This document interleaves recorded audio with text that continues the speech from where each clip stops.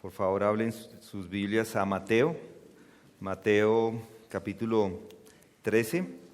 Hoy vamos a estudiar la parábola de la semilla de mostaza y la parábola de la levadura. Capítulo 13, versículo 31 en adelante, 35. Vamos a leer estos textos juntos. ¿Quieren, por favor, entonces, seguirme en la lectura? 13:31. Le refirió otra parábola, diciendo: el reino de los cielos es semejante a un grano de mostaza, que un hombre tomó y sembró en su campo, y que de todas las semillas es la más pequeña, pero cuando ha crecido es la mayor de las hortalizas y se hace árbol, de modo que las aves del cielo vienen y andan en sus ramas. Les dijo otra parábola: el reino de los cielos es semejante a la levadura que una mujer tomó y escondió en 3 medidas de harina hasta que todo quedó fermentado. Todo esto habló Jesús en parábolas a las multitudes, y nada les hablaba sin parábola, para que se cumpliera lo dicho por medio del profeta cuando dijo: abriré mi boca en parábolas, hablaré de cosas ocultas desde la fundación del mundo. Inclinemos nuestros rostros para orar, por favor. Padre, hoy nos congregamos para recordar, para aprender, para ver lo que tú tienes en estas palabras para nosotros.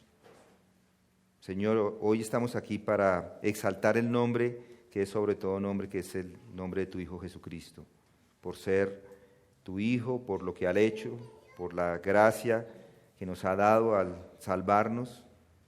Hoy es un día de gozo, es un día para adorarte, para exaltar como congregación tu nombre. Gracias, Señor, te damos por esto, por esta oportunidad, por este lugar, por lo que has hecho en la vida de cada persona aquí por medio de tu Hijo Jesucristo. Te agradecemos por tu palabra, porque en ella encontramos todo lo que necesitamos para la vida y la piedad, y hoy queremos, Señor, que en medio de este aprendizaje, en medio de este estudio, podamos adorarte verdaderamente y en espíritu. Señor, queremos entregarte en nosotros como un sacrificio vivo a ti. Señor, transforma nuestro corazón, usa estas palabras, usa el Evangelio para no solamente recordar a aquellos que hemos sido salvos, sino para salvar a aquellos que no lo son. Edifica a tu iglesia, usa tu Espíritu, Señor, el Espíritu de Dios, para que en medio de nosotros cambie el entendimiento y ayude a conocer más acerca de ti. Gracias te damos por este momento, y es en el nombre de Cristo que oramos. Amén. Hoy veremos dos cosas. Primero, el crecimiento y la grandeza del reino de Dios primero, y eso lo vamos a ver en la primera parábola, la parábola de la semilla de mostaza. Y veremos la segunda cosa, que es el poder transformador del reino, y esto lo veremos en la parábola de la levadura.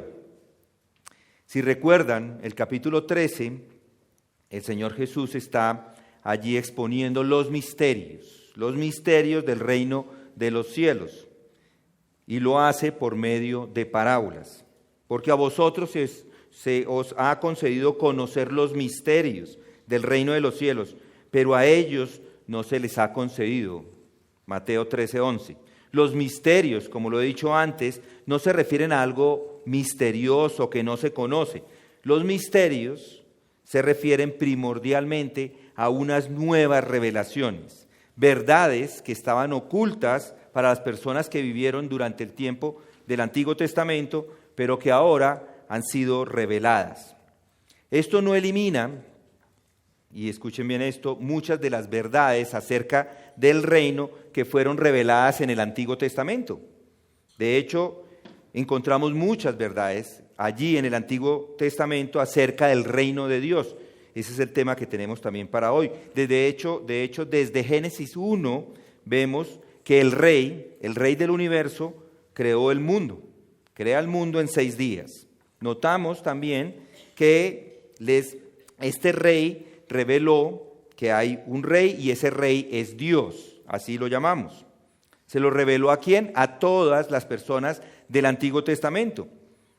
Además, hay un reino. No solamente tenemos rey, sino tenemos un reino. Y ese reino es en la tierra.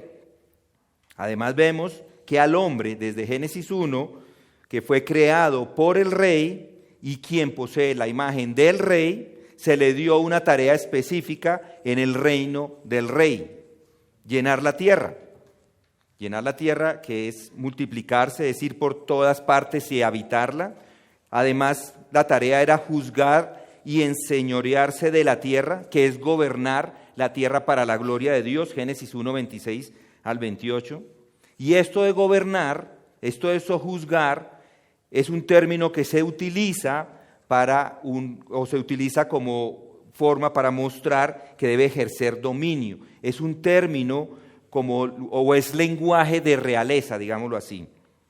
Todas estas revelaciones fueron dadas a las personas del Antiguo Testamento. El rey puso al hombre a que gobernara, que ejerciera ese dominio. Sin embargo, el hombre fracasó en su tarea de dominar el reino que Dios le había dado, el reinado. Esa tarea no fue finalizada como se esperaba. Adán pecó. Y con el pecado de Adán, la caída, que la encontramos en Génesis 3. Y desde ese momento todas las cosas cambiaron para la humanidad. Eso fue una tragedia mayúscula. Tragedia porque ya no se podían alcanzar las promesas para la humanidad como era la idea inicial. Ya no se podían alcanzar tampoco más que se quisiera. Así el hombre lo deseara, ya su naturaleza había cambiado. Ya el hombre había sido transformado. El hombre tenía ahora una naturaleza pecadora. Su naturaleza era ahora una naturaleza caída. Pero también vemos que Dios quiso restaurar este reino. Todavía Dios quiere restaurar el reino. Ese reino mediatorial de Dios en la tierra. Y esa restauración del reino llega a través de cuatro pactos bíblicos, eternos e incondicionales. Estos pactos que Dios utiliza para restaurar este reino son el pacto noético, el abrahámico, el davídico y el nuevo pacto. Juntos, estos pactos han revelado los planes de Dios y los detalles acerca del reino de Dios. Por ejemplo, el pacto noético prometió estabilidad en la naturaleza. Ya no más había inundaciones. El reino será permanente. No habrá más destrucción, como se vio en los tiempos de Noé. Será simplemente, la tierra estará permanente acá mientras Dios así lo decida. Y la confirmación de esto está en Génesis 8, 21 al 22, yo se los leo. Dice: y el Señor percibió el aroma agradable y dijo el Señor para sí: nunca más volveré a maldecir la tierra por causa del hombre, porque la intención del corazón del hombre es mala desde su juventud. Nunca más volveré a destruir todo ser viviente como lo he hecho. Mientras la tierra permanezca, la siembra y la siega, el frío y el calor, el verano y el invierno, el día y la noche, nunca cesarán. Impresionante, ¿no les parecen esas palabras en contraste con lo que nos dice hoy en día todos los que están en favor del medio ambiente? Esto dice que nunca se va a acabar, nunca va a haber el deshielo total. Pero bueno, ese no es el punto. El punto es que hay estabilidad. Hay estabilidad. Es un reino estable. También el pacto abrahámico garantiza el linaje que involucraba a Abraham y al pueblo de Israel. Ellos serían el medio, estos hombres serían el medio para que otros grupos étnicos, es decir, personas que estaban fuera del grupo de Israel, que estuvieran por fuera de ellos, conocieran a Dios. Génesis 12 dice: vete de tu reino, vete de tu tierra, de tu parentela, le dice Dios a Abraham, y de la casa de tu padre a la tierra que te mostraré. Haré de ti una nación grande y te bendeciré y engrandeceré tu nombre y serás bendición. Bendeciré a los que te bendigan y al que te maldiga maldeciré. Y en ti serán benditas todas las familias de la tierra. ¿Sí lo notan? Es un reino terrenal. Hay naciones, hay familias en la tierra que serán bendecidas y a Israel se le daría un territorio. Además, entonces, de ser un reino estable, es un reino terrenal, aquí en la tierra. El pacto davídico, a David, Dios le explicó el papel que tenía que tener él y sus descendientes en el establecimiento de este reino de Dios en la tierra. El reino que bendeciría tanto a Israel como a todos los gentiles, y eso lo encontramos en 2 Samuel 7, del 12 hasta el 19. Es un reino universal. ¿En qué sentido es universal? En que no es solamente para una nación, no solamente iban a recibir las bendiciones, sino que no es solamente para una nación, incluía a todas las naciones. Además, este reino lo revela Dios en su escritura, nos lo muestra, se lo reveló a estas personas del Antiguo Testamento, que este reino iba a estar o iba a ser posible que todas las personas de este reino le amaran a él, que le sirvieran con un corazón nuevo, mediante el Espíritu Santo que moraba en las personas. Esto lo encontramos en Jeremías 31 al 31 a 34 y en Ezequiel. Es decir, este es un reino espiritual. Yo solamente estoy dando hoy acá algunos de los beneficios revelados en estos pactos. Pero estudiándolos, cada uno de ellos podemos encontrar que había muchas revelaciones que se le estaba dando al pueblo de Israel, a las personas que vivían antes de la venida de Jesucristo, acerca de la naturaleza del reino. Más adelante, en las Escrituras, vemos que este reino de Dios en la tierra se establece.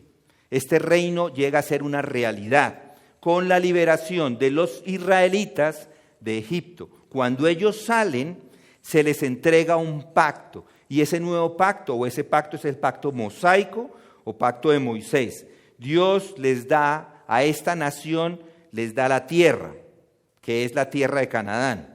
Y en el monte Sinaí le dice a este pueblo, y vosotros me seréis un reino de sacerdotes y gente santa. Está implantando este reino aquí en la tierra. Un tiempo después, Israel acepta la monarquía y entonces recibe a Saúl, a David y Salomón. Ahí está el reino con sus reyes. Israel, la nación, llega al punto culminante, como al clímax del reino durante el reino de Salomón. Primeras de Reyes 8 y 10, ahí la vemos. Allí estaban todos los descendientes del reino, el templo del rey, el territorio de Israel era amplio y próspero. Los líderes gentiles buscaban la sabiduría del rey. ¿Recuerdan que iban allá a buscar a que él les diera la sabiduría? Sin embargo, Israel cometió idolatría, y esto lo vemos iniciando de Primera de Reyes 11 en adelante. Salomón cometió idolatría e Israel, la nación, le acompañó a Salomón en esa desobediencia.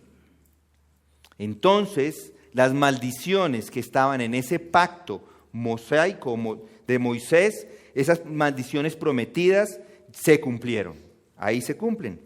Israel recibe como consecuencia un reino dividido.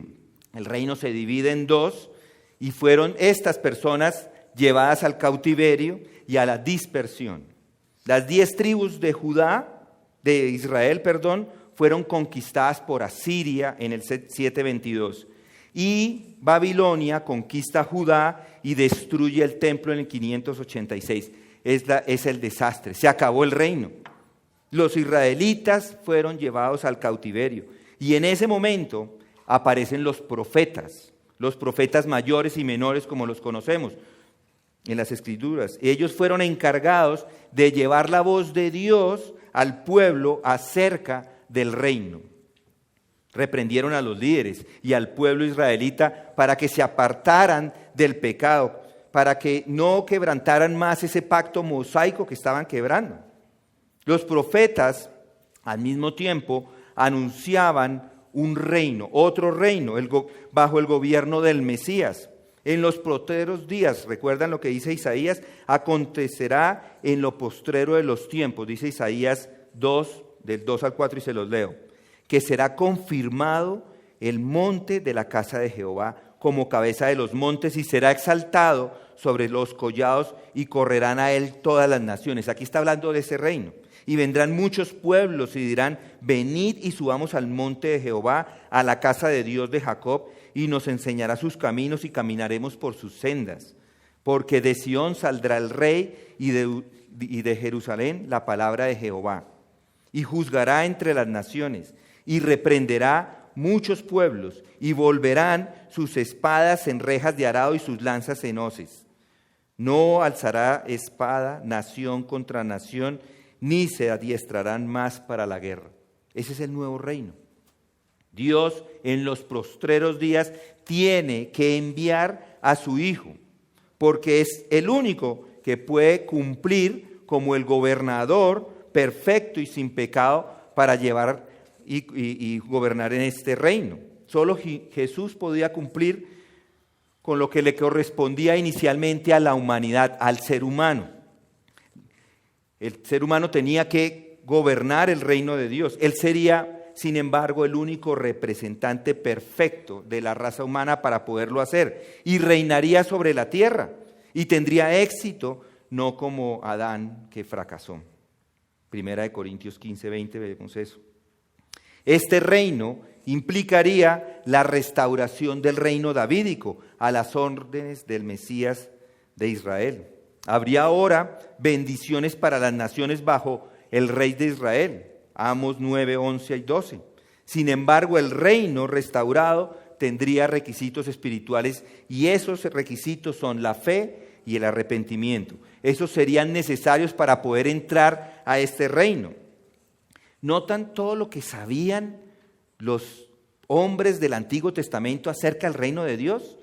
Acabo de pasar por todas las escrituras y se dan cuenta de todo lo que sabían, y todo eso es Antiguo Testamento. Ellos tenían conocimiento de estas verdades acerca del reino. Sabían muchísimas cosas, había muchas verdades reveladas acerca del reino. No sabían todos los detalles, pero sí conocían muchos elementos del reino. Por ejemplo, no conocían detalles del tiempo, de cuándo se iba a dar el reino davídico en la tierra.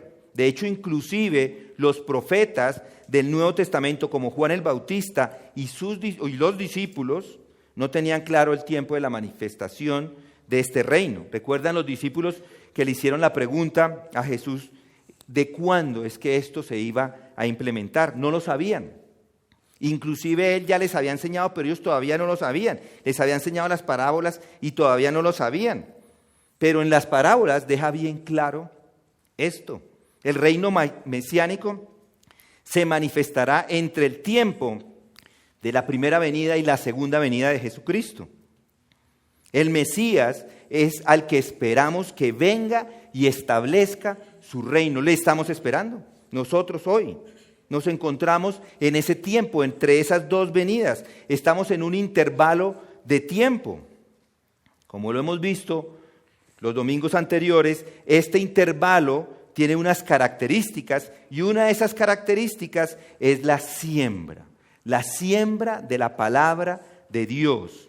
Ya lo estudiamos con la parábola del sembrador. Este intervalo se caracteriza por el crecimiento del testimonio acerca de la redención de Dios.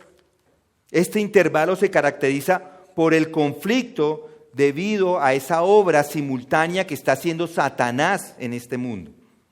Y este intervalo se caracteriza por una separación, por una selección judicial al final de los tiempos. Todo esto lo vimos en la parábola de la cizaña.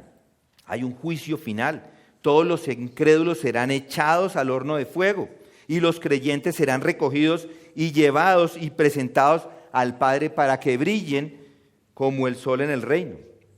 Si recuerdan, Jesús en sus parábolas nos presenta esto, lo vimos. Las podemos analizar superficialmente y si uno las analiza superficialmente, parecía que hay fracaso otra vez. Parece que hay un fracaso de este reino en la implementación de este reino. Pero esto es aparente, mis hermanos.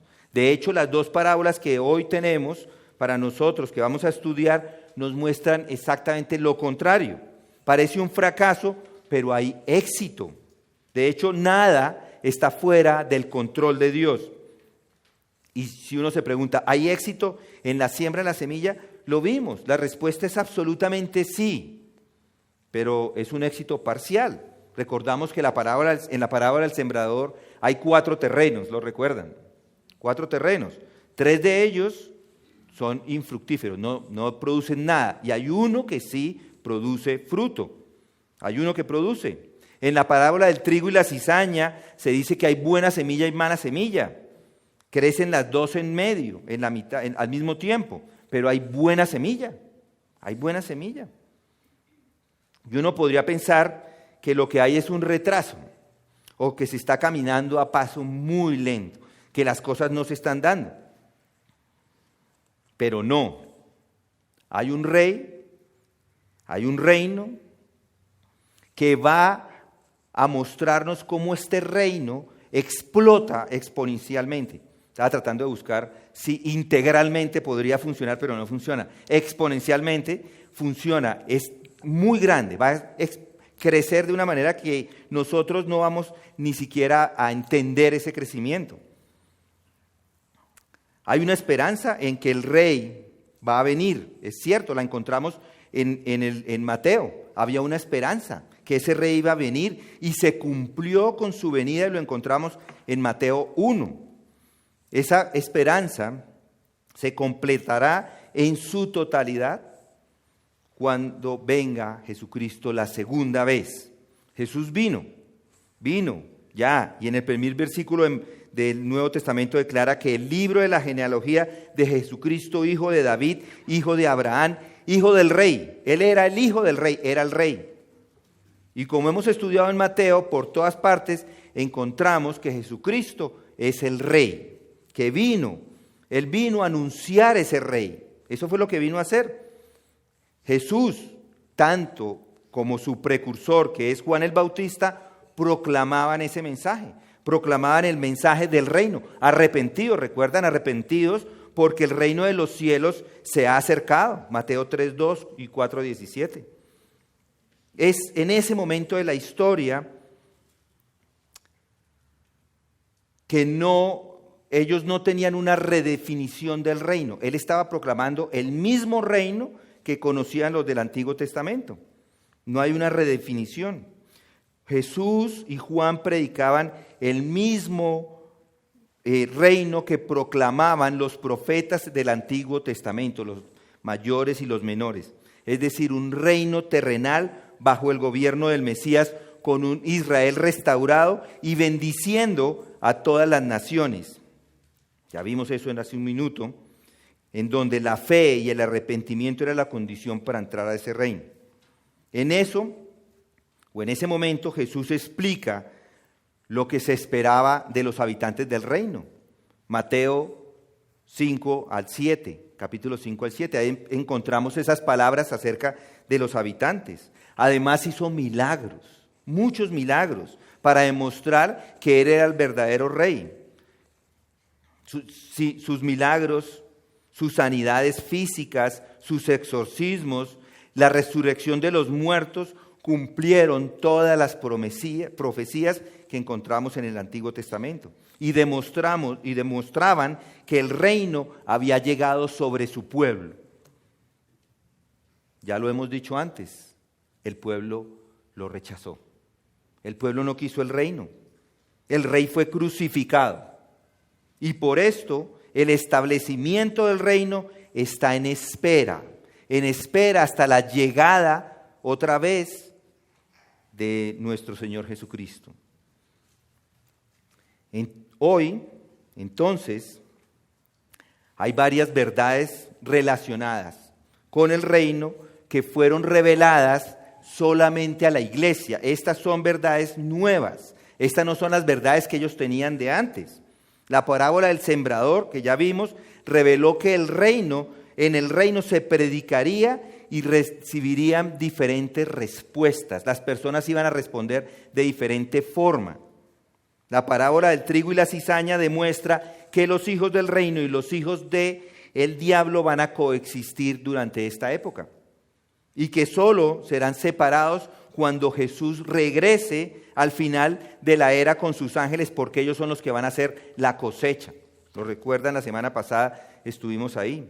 Y las parábolas que tenemos para hoy de la semilla y la mostaza, la semilla de mostaza y la levadura, nos van a mostrar por medio de este mensaje, o nos indican por medio de su mensaje y de sus hijos, que el reino empezaría siendo pequeño y se va a hacer muy grande. Y es acá donde estamos, en estas dos parábolas. Estas dos parábolas son cortas y no tienen una explicación en las Escrituras. En los textos bíblicos no encontramos una explicación para ellos como Jesucristo normalmente hacía, que explicaba las parábolas. Pero recuerden que el mismo Jesucristo nos dice en Mateo 4:34 que Él las explicaba todas. Dice ahí, y sin parábolas no les hablaba, sino que lo explicaba todo en privado a sus propios discípulos. Él a ellos les explicaba. Por eso es que debemos tener cuidado en la manera como se interpretan estas parábolas. La idea es que el reino comienza pequeño, pero que eventualmente explota en crecimiento. Podemos ver ese crecimiento del reino especialmente o particularmente a dos desenvolvimientos. El primero es ese mensaje esparcido durante la era de la iglesia. La iglesia está esparciendo el mensaje del reino. Y segundo, el número de aquellos que creen el mensaje también está creciendo. Entonces, muchos predicando y muchos aceptando ese mensaje. Como hemos visto, el reino todavía está en espera de la segunda venida. Por ahora, el reino crece en la medida que crece el mensaje del reino y de los hijos del reino. Leamos otra vez el texto. Otra parábola les refirió diciendo: el reino de los cielos es semejante al grano de mostaza que un hombre tomó y sembró en su campo, el cual a la verdad es más pequeño que todas las semillas, pero cuando ha crecido es la mayor de las hortalizas y se hace árbol, de tal manera que vienen las aves del cielo y hacen nidos en sus ramas. Noten varias cosas. La semilla es el reino, no es la gente del reino, no es el mensaje del reino, la semilla es el reino. Cristo acá está describiendo el crecimiento y la grandeza de su reino y del cristianismo en esta parábola. Muestra cómo comienza. Comienza como una pequeña o la más pequeña de las semillas y crece como el mayor de los movimientos jamás conocidos. Jesús está aquí revelando entonces varios aspectos del reino mesiánico y su relación con la era presente. Eso es lo que está haciendo. Entre los asuntos que ha tratado son los siguientes. El mensaje de la parábola es un mensaje de la palabra, es un mensaje poderoso para los creyentes, para las congregaciones, para los individuos, para todo cristiano en conjunto. Esta parábola que nos está dando es un mensaje muy importante.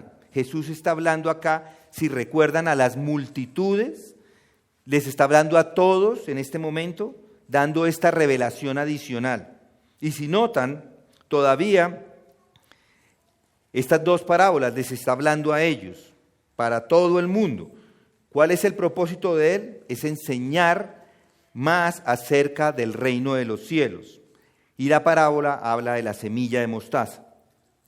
Noten, Jesús dice que es la más pequeña de todas las semillas. Con esa frase, la más pequeña de todas las semillas, se ha especulado muchísimo, se han dicho muchas cosas, se ha dicho que el grano de mostaza no es la más pequeña de todas y que por lo tanto hay un error en las Escrituras. No puede haber dicho esto. ¿Un error? Me da rabia que alguien diga que hay un error en las Escrituras porque no hay. Estos eruditos que se creen los grandes estudiosos de la Biblia dicen que Jesús no lo sabía todo, que hay una semilla más pequeña que la semilla de mostaza. Ellos dicen que si vamos a la selva tropical, allí se encontrará la semilla de la orquídea, que es en realidad más pequeña que la semilla de mostaza. Pero nuestro Señor, sin embargo, no está dando una lección de botánica acá. No les está diciendo esto. Él lo que se está diciendo a estas personas que conocían la botánica de su sitio, de ese mundo que ellos vivían en particular, les está diciendo que el grano de mostaza era la más pequeña de las que ellos conocían en ese momento en el Medio Oeste. En realidad la semilla de mostaza sí es la más pequeña, pero del Medio Oeste. Y si nosotros nos ponemos a analizar, yo no he ido a Israel, algún día de pronto podemos hacer un grupito, así como hicimos un paseo y nos vamos todos para Israel.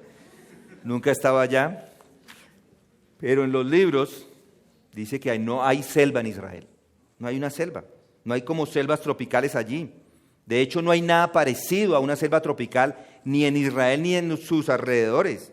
Así que cuando la gente quiere criticar a Jesús, lo va a criticar y va a buscar cualquier forma para poder desacreditar sus palabras. Por eso dicen que no lo sabía todo. Pero quiero que noten que literalmente es más pequeña que todas las otras semillas que estaban ahí. Eso es cierto.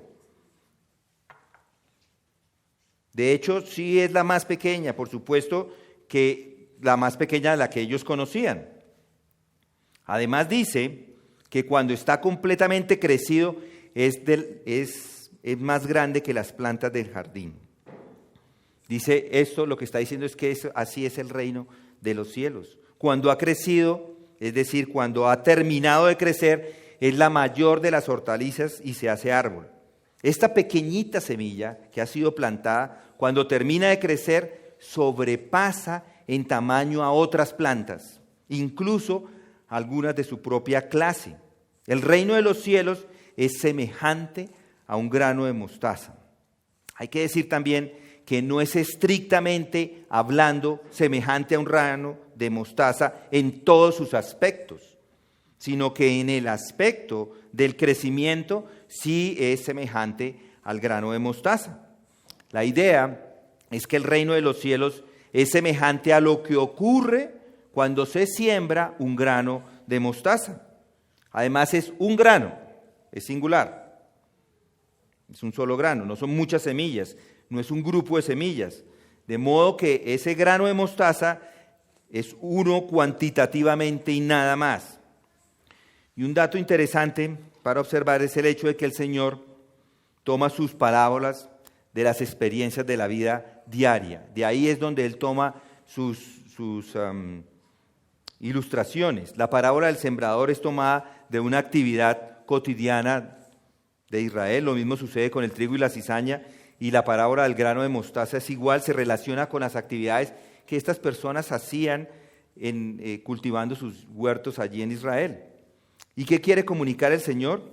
Al comparar el reino de los cielos con el grano de mostaza, la mostaza es algo común o es un arbusto, se cultivaba en huertos con semilla y que puede alcanzar una altura muy alta, es decir, puede llegar hasta 3 metros. Pusiéramos acá las dos personas más altas de nuestra iglesia, una encima de otra y la otra parada encima de otra, y todavía puede ser más alta que esa en una estación. Puede ser un árbol grande, dice Lucas 13:19. El punto central de la parábola es que esa semilla, ese granito pequeño de mostaza, puede obtener un crecimiento anormal cuando se siembra y se convierte en una planta. Y esto solo sucede en una estación, literalmente en una sola. Cuando vivíamos con mi esposa en Montreal, me impresionaba cómo crecía el maíz. El maíz es impresionante. Es algo que en realidad me llamaba mucho la atención porque vivíamos en una casa y alrededor habían campos de maíz. Allí hay 4 estaciones realmente marcadas. Y lo que me impresionaba era qué tan grande crece en tan poco tiempo, porque la producción se obtiene en el otoño, pero es muy rápido. La primavera es corta, en marzo todavía está todo con hielo. Ellos siembran y no tienen sino 20 semanas casi para sacar ese maíz. Es algo impresionante y crecen unos arbolones grandísimos. 20 semanas. Bueno, la semilla de mostaza es algo similar. En una estación crece hasta llegar a más de 3 metros de altura. Algunas plantas de estas siguen creciendo dependiendo de las condiciones del suelo y de agua. Es decir, es un crecimiento bueno, solo en un par de meses.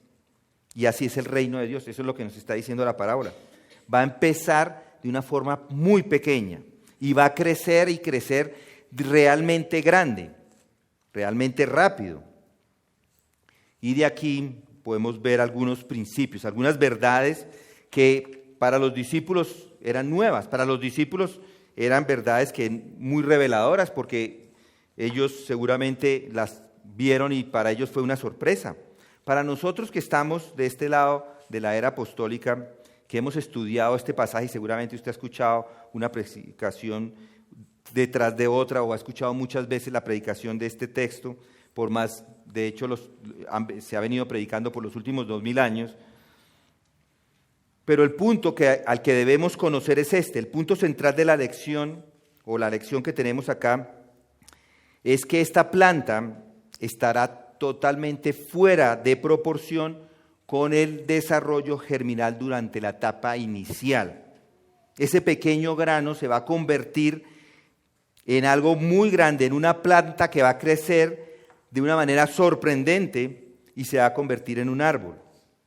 La predicación de Cristo y sus discípulos parece insignificante, pero por medio del proceso de crecimiento se va a convertir en algo que nadie puede ni imaginarse. Desde el punto de vista humano, nadie lo puede ni entender. El reino que va a empezar pequeño en su comienzo, y esto pequeño viene de ese grano de mostaza, de esa semilla de mostaza, el reino ha de crecer de una forma anormal. Y esto es lo que encontramos acá acerca de la planta de mostaza. Crece hasta alcanzar un tamaño no acostumbrado por ningún arbusto, de tal manera que vienen las aves del cielo y hacen sus nidos en sus ramas. ¿Qué significa esto de las aves del cielo? ¿Qué quiso decir el Señor con esa expresión? Hay quienes entienden que se refiere a la inclusión de los gentiles en el reino de los cielos. Inclusión de los gentiles en el reino de los cielos. Bueno, yo tengo un problema con esa interpretación porque los gentiles no son pájaros en ningún lado. Entonces las aves del cielo no pueden ser los gentiles. El reino es lo que es el árbol. Así que las aves no pueden ser gentiles que se salvan y luego como aves se injertan en ese árbol. Es un poco ilógico. Lo que sí es más lógico es que las aves del cielo son falsos maestros que van a tratar de entrar. No pueden, sin embargo, entonces hacen nido allí. Y la razón por la que veo esto es porque antes, en las otras parábolas, se está hablando acerca de esto. A la luz del contexto, inclusive, vemos que la frase aves del cielo parece sugerir la presencia del mal y de la oposición en el reino. Simplemente volteen su hoja ahí a 13:4. ¿Recuerdan? Y al sembrar, parte de la semilla cayó junto al camino y vinieron aves y se la comieron. ¿Y quiénes son esas aves? Satanás. Miren el 19. Y todo el que oye la palabra del reino y no la entiende, el maligno, que es la ave, viene y arrebata lo que fue sembrado. Puede entonces concluirse, por lo tanto, que ese de hacer nidos y aves del cielo en este árbol de mostaza es lo que sucede con Satanás tratando de destruir el reino, tratando de impedir su crecimiento. Esto de que hacen nidos significa vivir, habitar, hacer habitación permanente, es estar ahí todo el tiempo. Y ese verbo es enfático, es decir, hacer un simple nido o buscar un refugio, no es más que esto. Señala una habitación permanente. Entonces, una vez que vemos este contexto de la parábola y algunos pasajes afines, la postura que es más congruente es que la presencia de aves del cielo y que están haciendo habitación permanente en las árboles, en este árbol que tiene un crecimiento anormal, apunta a que el mal está dentro del reino. Viene a hacer habitación. Estas aves están relacionadas directa o indirectamente con las fuerzas de Satanás. Entonces, al final de la presente edad va a ocurrir igual que con la parábola del trigo y la cizaña, donde va a haber una separación. El mal va a ser erradicado, ya que todo el mal va a terminar en un juicio cuando el Mesías venga en gloria. Y ese sería el punto de la parábola. El crecimiento es un crecimiento exponencial. La iglesia va a empezar como algo muy pequeño, pero ya llegará a ser algo muy grande. Esto es algo que no solamente los discípulos necesitaban oír, es algo que nosotros necesitamos oír. Porque piensen en los discípulos en ese momento, los que estaban escuchando estas parábolas.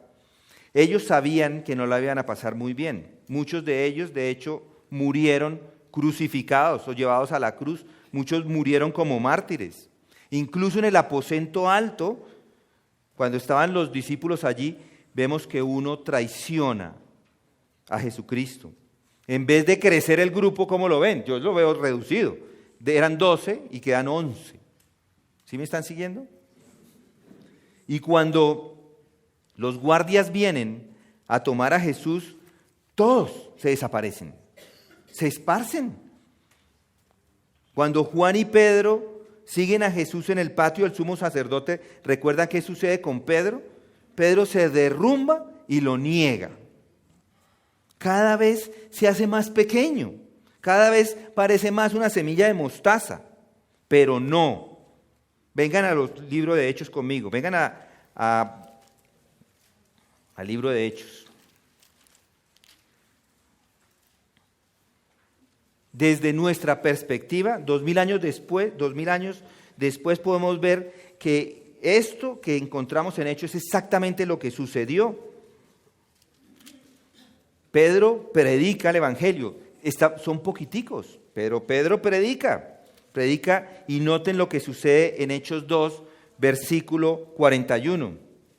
Entonces, eran como 120 personas en este momento, pero ahora, entonces los que habían recibido su palabra fueron bautizados y se añadieron aquel día como 3,000 almas. Impresionante crecimiento, ¿no les parece? 120 a 3,000. Nosotros tenemos 150, 160 personas, pero no hemos llegado a 100, llevamos 5 años. Esto sucede en un día. Eso es crecer. Miren más adelante, capítulo 4. Pero muchos de los que habían oído el mensaje creyeron, llegando al número de los hombres como a 5,000. Ya un poquito después, otro mensaje y 2,000 más. ¿Quién quisiera predicar así? Predica y de a 2,000. Es impresionante. Noten lo que pasa en el capítulo 5, versículo 14. Y más creyentes en el Señor, multitud de hombres y de mujeres se añadían constantemente. Ya no los pueden ni contar. Muchos, ya dicen es muchos. Eran multitudes. Miren el capítulo 6, versículo 7. Y la palabra de Dios crecía, y el número de sus discípulos se multiplicaba en gran manera en Jerusalén, y muchos de los sacerdotes obedecían a la fe. Hasta los sacerdotes se estaban convirtiendo, si lo notan. Miren más adelante, capítulo 8, versículo 12. Se bautizaban tanto hombres como mujeres cuando escuchaban el mensaje. Capítulo 11, versículo 24. Y lleno del Espíritu Santo y de fe, y una gran multitud fue agregada al Señor. Multitudes continuaban agregándose al Señor. El versículo 24, capítulo 12. Pero la palabra del Señor crecía y se multiplicaba. Esto inició con este grupo de discípulos, de los apóstoles. Ni siquiera ellos estaban unidos. Estos 12 estaban esparcidos. Y miren dónde vamos. Capítulo 14. Aconteció que en Iconio entraron juntos a la sinagoga de los judíos y hablaron de tal manera que creyó una gran multitud. Todo el mundo creía, seguían creyendo. Capítulo 14, versículo 21. Y después de anunciar el evangelio a aquella ciudad y de hacer muchos discípulos, muchos, otra vez. Capítulo 16, versículo 5. Así que las iglesias eran confirmadas en la fe y diariamente crecían en número. Podemos seguir, pero yo creo que esto hace el punto. Está creciendo de una manera sorprendente, impresionante. Entonces, para usted y para mí, ¿esto de qué nos sirve? Confía en Jesús. Confía en su reino, puede creer en Él, porque lo que está diciendo acá lo demuestra. Es exactamente lo que sucedió. En esa parábola nos muestra exactamente lo que sucedió con la iglesia. Tuvo una expansión que es imposible nosotros hoy entenderla. Nadie podría creer que el cristianismo iba a crecer como creció hasta el día de hoy. Lo que está pasando acá, piensen en lo que está pasando en Colombia. Hace 30 años, muy pocos eran creyentes. Muy pocos. Bueno, algunos de ustedes ni habían nacido, pero muy pocos eran creyentes. Nosotros cuando salimos, hace 20 años, habían pocas iglesias. Pero hoy está lleno de iglesias cristianas, está creciendo el evangelio y va a seguir creciendo. Para nosotros es evidente. Puede creer en Él porque Él lo que dice, lo promete. El reino de los cielos en este momento se está expandiendo, está creciendo. Entonces, esa es nuestra parábola, cómo crece la primera parábola, ese misterio que está contenido en esta parábola acerca de ese crecimiento sorprendente. Es sorprendente, inmenso al final del reino en comparación a esa semilla de mostaza. Ahora la parábola de la levadura. Miren el poder transformador del reino, versículo 33. Otra parábola les dijo: el reino de los cielos es semejante a la levadura que tomó una mujer y escondió en 3 medidas de harina hasta que todo fue leudado. Básicamente estas palabras se refieren al poder del evangelio. Esta parábola también es muy sencilla. Una mujer toma la levadura y deliberadamente la esconde en 3 medidas de harina. El resultado es que la masa queda toda leudada. 3 medidas de harina, que aproximadamente equivalen a un cuarto de caneca de 55 kilos. No les dice mucho, pero digamos 50 libras de harina. No muchos tienen esa cantidad de harina en su casa hoy, porque es bastante, 50 libras de harina es bastante. Pero esas cantidades era lo que esas personas comúnmente mantenían en sus hogares, porque era el pan el principal elemento en las comidas. Qué bueno vivir en este tiempo, ¿no? ¿No les parece? Aquellos que nos gusta el pan. Esa fue más o menos la misma cantidad de pan que Abraham le pidió a Sara para que horneara para el Señor, a los Señor y a los 2 visitantes angelicales de Génesis 18. Es la misma cantidad también que Gedeón preparó delante del Señor en Ofra, Jueces 6:19. El primer punto de la parábola, de la primera parábola que acabamos de ver,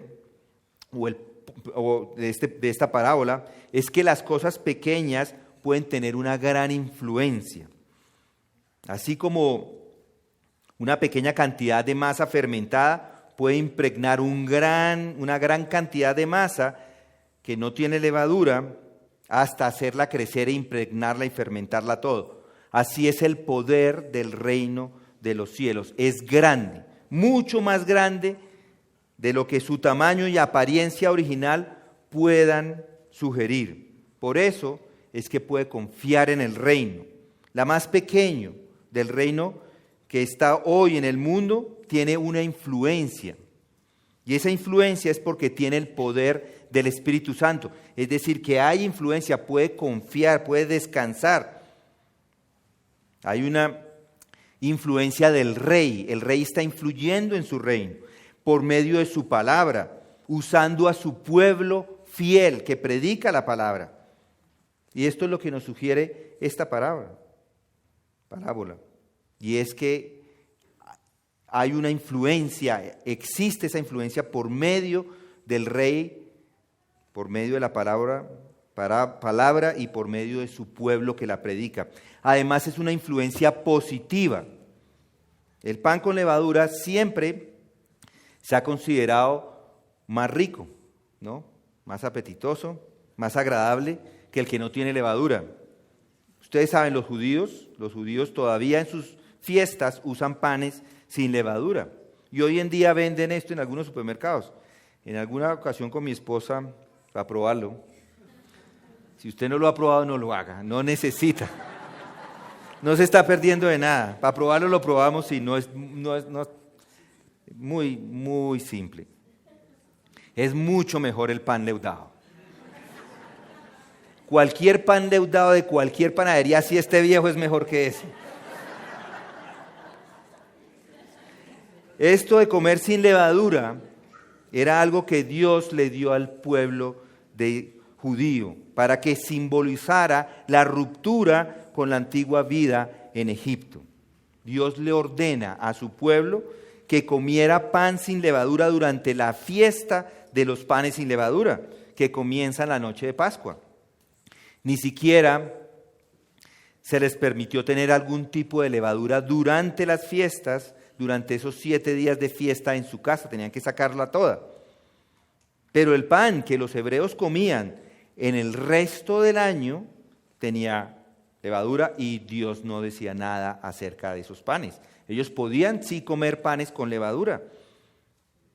De hecho, leí un comentarista que dice que cuando una chica se casaba, su madre, uno de los regalos especiales de su madre era un pan o era la levadura a él. Le regalaba una porción de levadura para que ella lo mantuviera durante toda su vida. Bueno, la levadura se puede mantener. Hoy en día la conseguimos en unos tarritos. No, pero la levadura la podemos mantener en casa y uno le puede echar un poquito de agua, un poquito de harina y la va manteniendo o reproduciendo. A mí me regalaron hace un tiempo levadura amarga de un lugar que es San Francisco. Me regalaron un poquito y ahí la mantiene uno. Solamente le echas un poquito de agua, un poquito de harina y ahí se mantiene. Ahí se va manteniendo. Se puede mantener por años. Uno utiliza lo que necesite y el resto lo deja ahí. Jesús lo que está diciendo acá es que el reino de los cielos, la más positiva de todas las influencias imaginables, es semejante a la levadura. También es cierto que a veces en las Escrituras encontramos que la levadura se utiliza como algo malo, como una advertencia, a veces. Jesús lo dijo en algún momento. Dice, la levadura de los fariseos es la hipocresía. Lo estaba diciendo en Lucas 12:1. Pero no porque use la palabra levadura en ese momento es algo malo siempre. No vamos a satanizar la palabra levadura. Lo que determina el significado es el contexto. Siempre. Piensen en la palabra león. Algunas veces es buena. El león de Judá, ¿recuerdan? hace referencia a Cristo, pero en otras veces no tanto, el león rugiente, que está buscando a quien devorar. ¿Y a quién hace referencia? A Satanás. Es la misma palabra. El punto no es que tanto la levadura es intrínsecamente mala, sino que en la Escritura se usa para mostrar ese poder, esa influencia que tiene la levadura. Lo que se quiere mostrar es esa influencia penetrante, la cual caracteriza y es más evidente y distintiva en la levadura. Eso es lo que está haciendo. Otra lección que podemos aprender de acá es que viene del interior. Esa influencia positiva del reino viene del interior. La levadura debe esconderse, dice ahí, a fin de que tenga alguna influencia. La idea no es ocultarla para que no se vea, sino más bien ponerla muy adentro. Eso es lo que está haciendo, muy adentro, en el sentido de que penetrara bien adentro. La idea es que llegue a un lugar muy profundo para que lo impregne todo. Los cristianos, entonces, no deben ser iguales al mundo, es cierto, no debemos ser igual al mundo, pero sí debemos estar en el mundo. Alguna vez una hermana nos dijo que por qué no comprábamos un edificio y todos nos íbamos a vivir allá.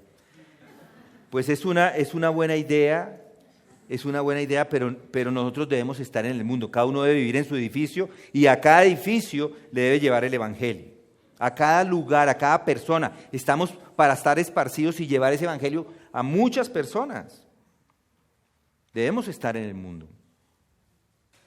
Cristo envía a su pueblo al mundo, así como el Padre envió a Cristo a este mundo.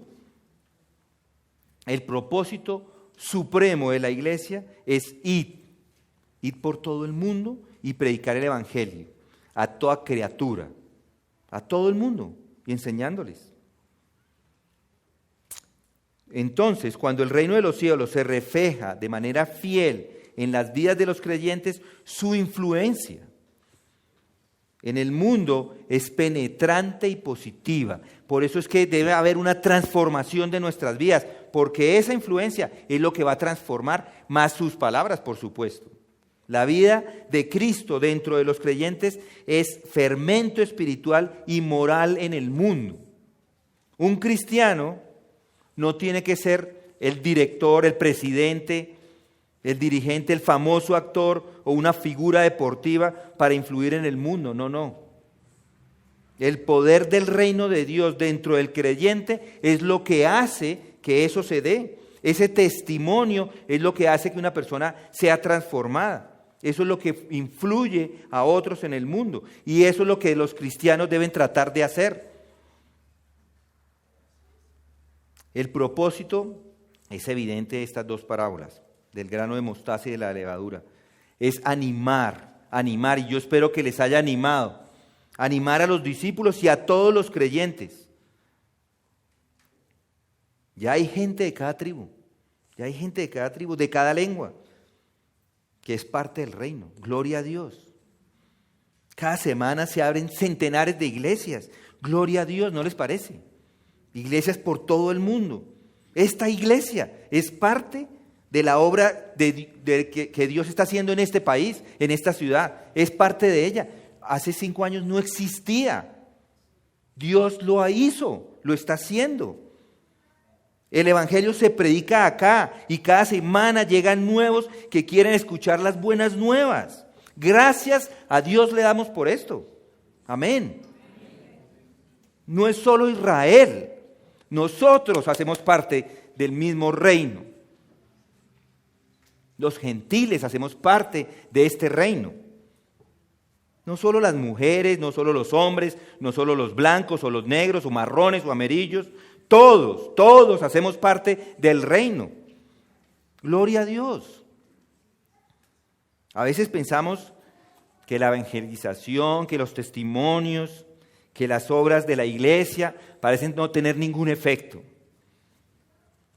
El mundo parece que está ganando la competencia por las almas de los hombres, pero mis hermanos, yo les animo. Acá en Colombia ha cambiado la historia. Ha cambiado la historia. El reino de los cielos está llegando. El Mesías mismo enfrentaba cada día más y más oposición, amenazas graves contra su vida. Los 12 apóstoles, lo mismo. Ellos estaban tan asustados inclusive, recibiendo las amenazas. El mismo Hijo de Dios fue rechazado y condenado a muerte. ¿Qué podía un puñado de débiles e insignificantes seguidores de Cristo esperar que conseguir después de que Él se hubiera ido? Nada, de pronto. Pero no, Dios continuó trabajando con ellos. Cristo está todavía hoy salvando y estas parábolas nos enseñan que el reino de los cielos está en crecimiento. El reino de Dios no va a fracasar, sino que florece y crece cada día. Mis hermanos, el cristianismo va a ganar, el diablo será destruido y Jesús va a reinar. Cristo mismo es el que está edificando su iglesia. Las mismas puertas del Hades no prevalecerán contra ella. Hermanos, mientras terminamos nuestro estudio, noten los versículos 34.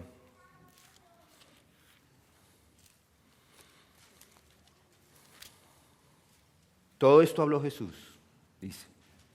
Todo esto habló Jesús en parábolas a las multitudes y nada les hablaba sin parábolas, para que se cumpliera lo dicho por medio del profeta cuando dijo: abriré mi boca en parábolas, hablaré en cosas ocultas desde la fundación del mundo.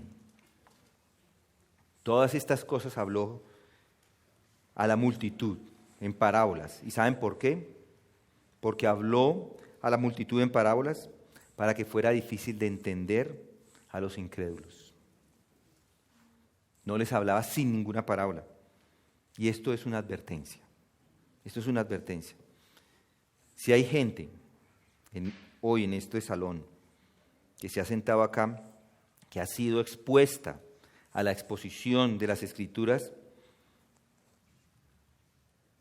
puede que inclusive lleve un par de domingos, meses, algunos puede que lleven años. Sin embargo, si no ha respondido a la llamada de Cristo, si no se ha sometido al señorío de Jesucristo, Dios no va a consentir su incredulidad. Va a volverse cada vez más difícil el entender las verdades. Las verdades van a estar ocultas para usted. Por eso yo le suplico hoy que venga Cristo.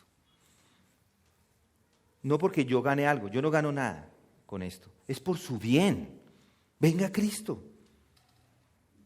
Acepte la verdad de Jesucristo. Ponga sus pecados en esa cruz. Acepte que Él murió por usted. Arrepiéntase y crea. Mis hermanos, este capítulo nos revela verdades importantes, impresionantes acerca del reino.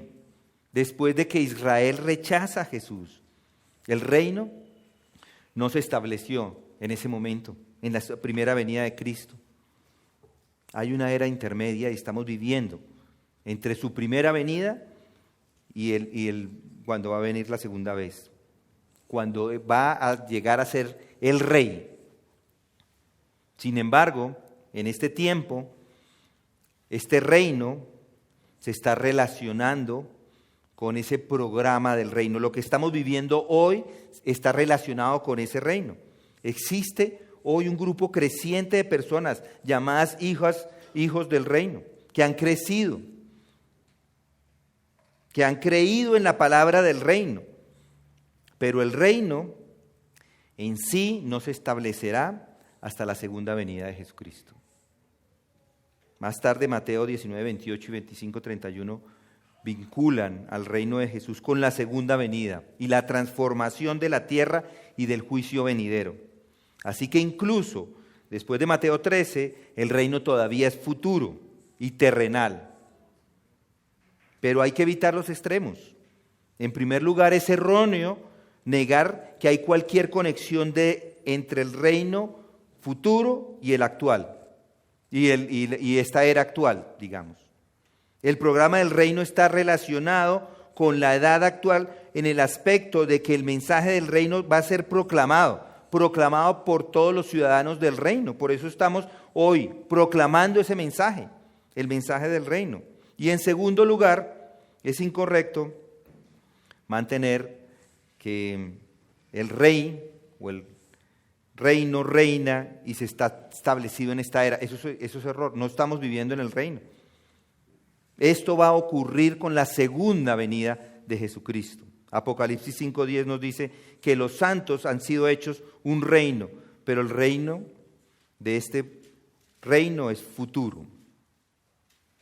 Entonces, Mateo 13 no transforma la naturaleza del reino presentado por el Antiguo Testamento, pero sí presenta nuevas verdades, que es lo que acabamos de ver, sobre su momento y cómo se relaciona ese reino con esta vida, con esta era, con nosotros hoy.